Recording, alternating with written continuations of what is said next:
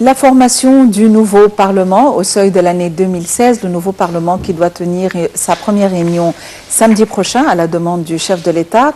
La formation de ce Parlement constitue la dernière étape de la feuille de route façonnée depuis la révolution du 30 juin 2013. Le Parlement a été formé de 448 membres élus parmi 596, dont 120 élus selon des listes uninominales. Aussi, on avait 28 ont été désignés par le chef de l'État. Et puis, on a eu aussi des membres désignés selon les listes uninominales, 120 selon des listes, et puis 28 désignés par le chef de l'État. Quelle est la place qu'occupe la femme au sein de ce nouveau Parlement? Quelles sont les aspirations de ce nouveau Parlement? À quoi doit-on s'attendre? Et puis, quels sont les défis qui s'opposent aussi à ce nouveau Parlement alors qu'il est formé dans cette période critique de l'histoire égyptienne? Pour nous donner plus d'éclaircissements, nous avons le plaisir d'avoir avec nous Madame l'ex-députée parlementaire, Madame Hoda Rizana. L'entretien va se dérouler en arabe et merci à notre collègue Hoda Ismail qui va assurer l'interprétariat simultané. Madame Hoda Rizana, sabah al-khir wa ahlan bik. Bonjour, vous êtes bienvenue. Bonjour. Je suis très ravie d'être avec vous aujourd'hui et bonne fête, bonne année et bonne fête chrétien. Madame Hoda Rizana, vous êtes un ex-député au Parlement et est-ce que vous pouvez nous donner une idée sur les situations de la femme, le point qui nous intéresse spécialement pour le nouveau Parlement élu en comparaison avec le Parlement où vous étiez auparavant et quand vous étiez une débutée. Je suis professeure de la médecine et j'étais au Parlement de 2000 à 2005. Au cours de cette période, il y avait 10 députés nommés et il y avait Dr Faye Refai de la Banque centrale égyptienne. Elle était le sous-secrétaire de la banque et Dr Zena Bradoua des études islamiques.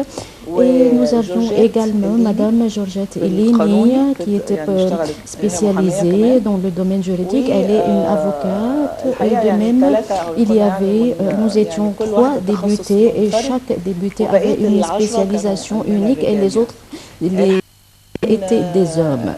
Donc c'était très important de former les piliers essentiels dans chaque comité parlementaire spécialisé. Il y avait le comité de l'enseignement, de la médecine et de la santé. Il y avait des membres de chaque comité spécialisé. De même dans le domaine constitutionnel, il y avait des comités spécialisés. De même dans le domaine juridique économique, il y avait Dr Faye Refai de haute qualité. De même, il y avait Madame Zena Bradoua qui faisait partie du comité législatif qui a lutté contre certains courants et nous avons promulgué la loi de l'enfant. Il y avait une sorte de protection de la femme dans le domaine.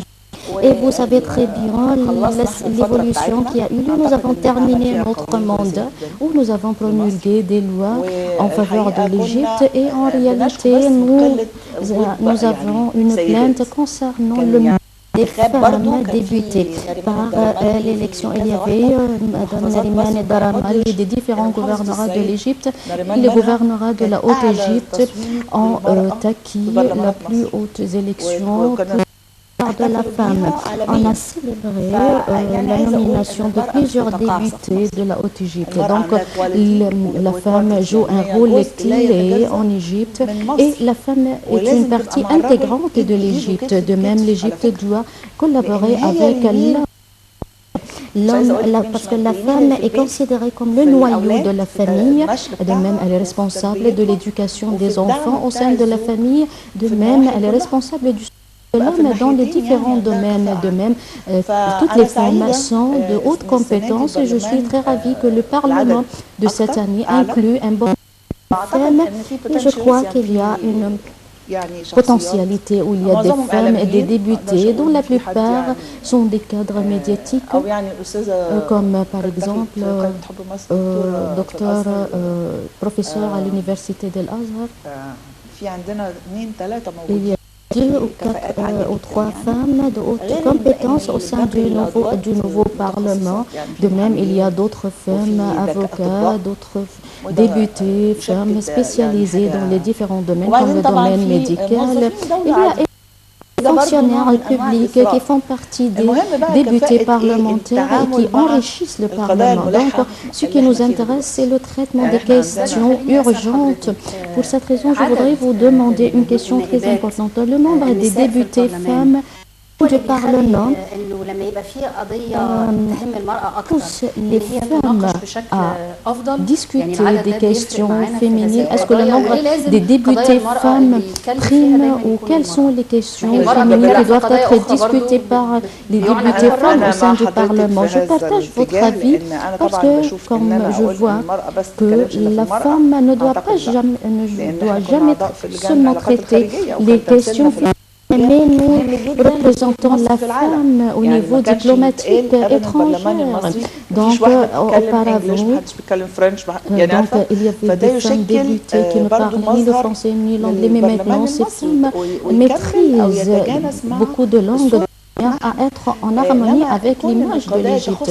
Mais les femmes ne doivent jamais seulement discuter des questions féminines, mais comme vous savez, la promulgation de la loi est faite par les hommes. Pour cette raison, on doit se concentrer sur ce point.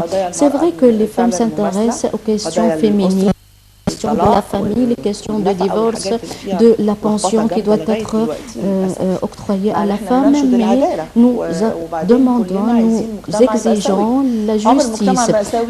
La société sera équitable par l'égalité entre l'homme et la femme. Comme vous savez, nous n'avons pas l'entraide sociale qui fournit la sécurité pour les enfants. En cas de divorce, l'État doit jouer son rôle en plus du rôle joué par le ministère de l'entraide sociale. De même, les autorités judiciaires doivent assister les femmes divorcées pour qu'ils soient dotés de la pension alimentaire.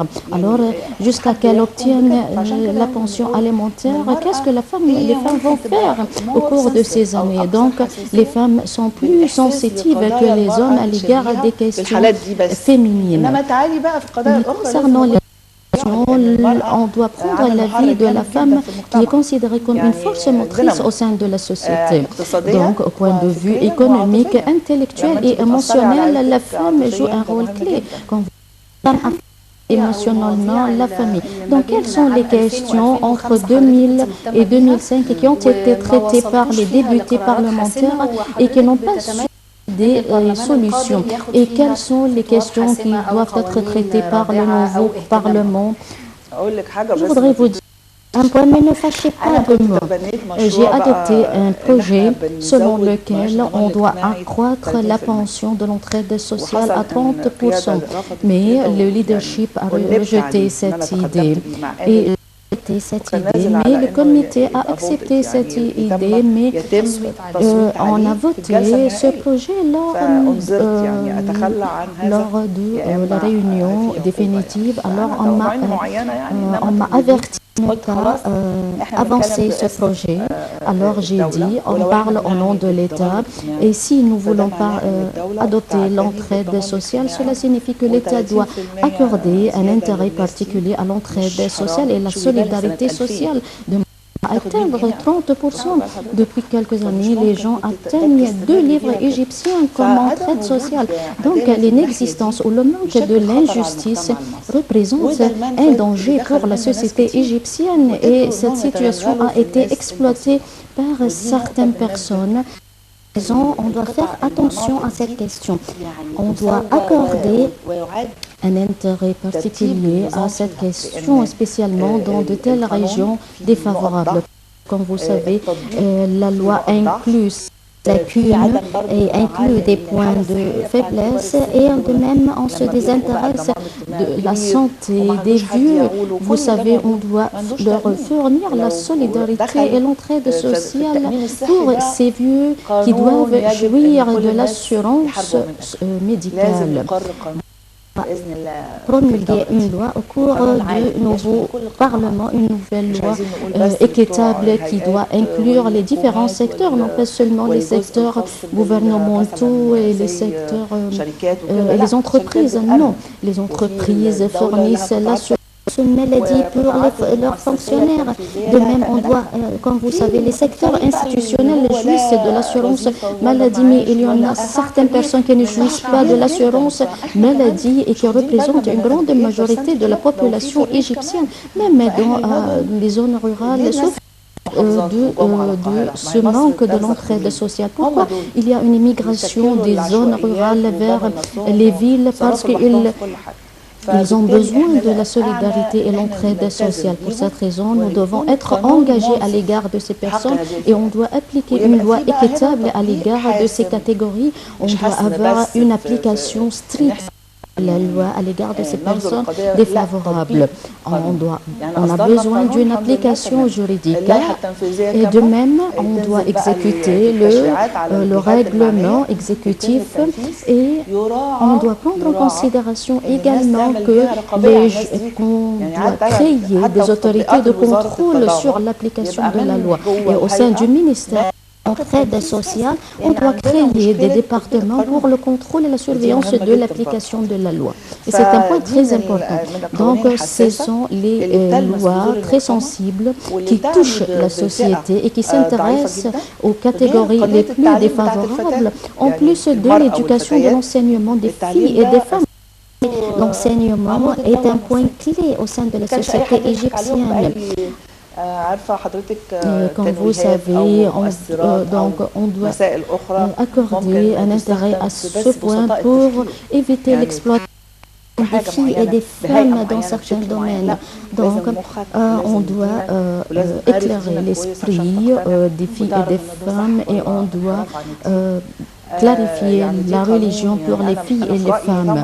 Donc, à mon avis, l'assurance maladie, la solidarité sociale doivent être prises en considération et on doit accorder à de telles questions. De même, on doit s'intéresser à l'enseignement de la femme. Les femmes n'est plus séparées des questions en Égypte. La femme s'intéresse aux questions du terrorisme parce que la femme contrôle et surveille ses enfants et les femmes égyptiennes sont dotées de la conscience et de la sensibilisation nécessaire. La femme au sein de la famille joue le rôle de la surveillance à l'égard de ses enfants. Il y a des familles qui se désintéressent de ces enfants et ne savent plus ce que les enfants font au sein de la société, leurs amis, etc.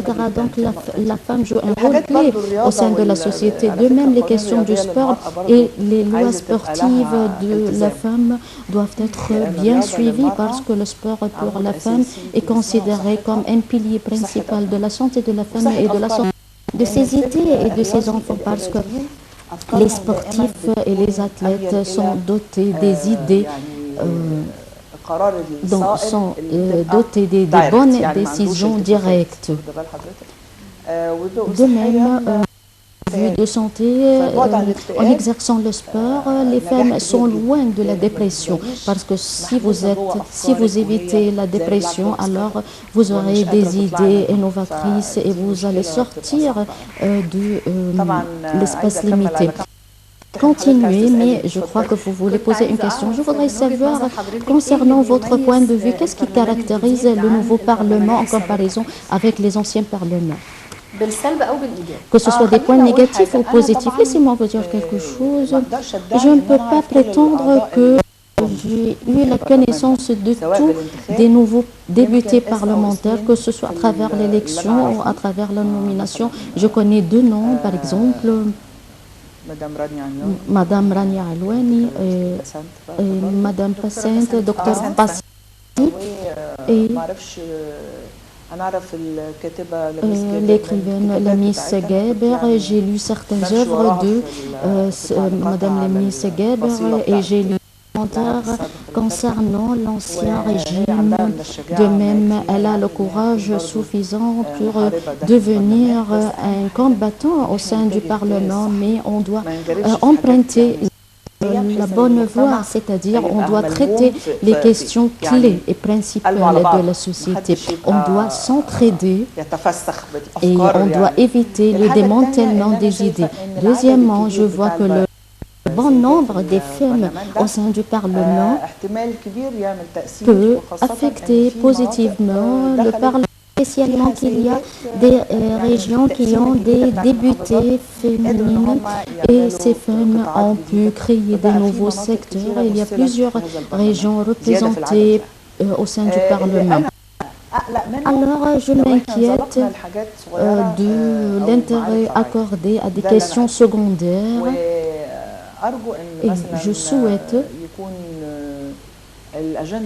que l'agenda législatif, conformément au comité formé au sein du Parlement, nous savons que ces comités législatifs doivent examiner les lois et les comités sportifs doivent passer par le comité législatif et s'il y a des lois concernant les jeunes, ces lois doivent être examinées par les comités spécialisés au sein du Parlement. Donc le comité législatif au sein du Parlement va jouer un rôle clé à cet égard.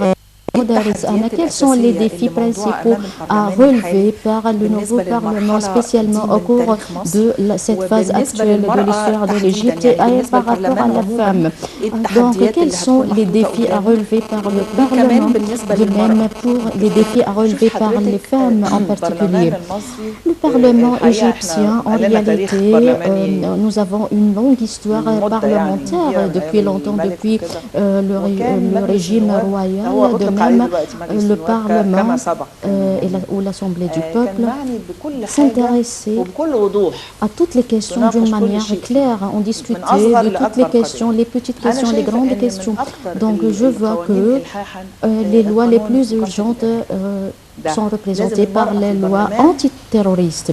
Les députés parlementaires et les femmes et les hommes et les députés parlementaires doivent coopérer ensemble pour l'amendement des lois ou des questions humanitaires. Donc, comme vous savez, les députés féminines doivent participer au traitement des questions. On doit bien examiner certaines questions spécialisées et on doit promulguer une loi qui doit prendre en considération la non-accusation de l'Égypte de la violation des lois. Donc, la sécurité nationale pour l'Égypte est prioritaire. Donc, alors on doit préserver la sécurité nationale de l'Égypte et on pas promulguer des lois qui vont nous faire retourner en arrière. De même, avant de m'oublier, on doit approuver le mariage de la femme égyptienne avec un homme étranger. Donc, on doit s'intéresser à le non-octroi du séjour pour les hommes étrangers qui se sont mariés à des femmes égyptiennes. Donc, on ne doit pas accorder le séjour permanent aux hommes étrangers qui se marient avec des femmes égyptiennes. De même, on doit accorder un intérêt à l'identité égyptienne au sein du comité culturel. La femme doit jouer un rôle clé pour la préservation de l'identité. Il y a des nouvelles choses qui sont entrées dans notre société et on doit bien examiner cette question. La loi la plus importante, c'est la loi des économies et des accords et des conventions internationales qui doivent être appliquées. Et donc, le président de l'État a joué un rôle clé au cours de la période de l'absence du Parlement et on doit le saluer pour tous ses efforts déployés à l'égard des objectifs principaux de l'Égypte. Donc, il a accordé un intérêt aux lois promulguées et on doit réviser de telles lois du point de vue législatif et ils doivent être avalés dans les différents comités de l'Assemblée du peuple. Nous souhaitons continuer notre interview avec vous, mais le temps est insuffisant et malheureusement, on vous remercie infiniment. Vous étiez annexe et démuté au Parlement et professeur à la faculté de la médecine. Donc, Dr Hoda Rezana, on vous remercie infiniment pour votre présence. Je vous remercie pour votre interview. Je vous remercie et on souhaite se rencontrer à nouveau pour faire une évaluation du nouveau Parlement. Donc, bonne continuation pour le nouveau Parlement, pour les femmes. Et on souhaite qu'il y aura un jour où on ne va plus traiter les questions de la femme parce que la femme est une partie intégrante de la société égyptienne. C'est vrai ce que vous dites. Et je souhaite que tous les Égyptiens s'entendent sur les mêmes questions en faveur de l'Égypte. Vive l'Égypte. Reste à remercier notre collègue Hoda Smaïd pour l'interprétation simultanée. Reste à remercier mon ami Yara Choucha qui nous a fait le plaisir d'être avec nous aujourd'hui ce mercredi matin. Merci Yara. Merci et aussi encore une fois joyeux Noël pour tous ceux qui vont fêter ce soir. À très bientôt.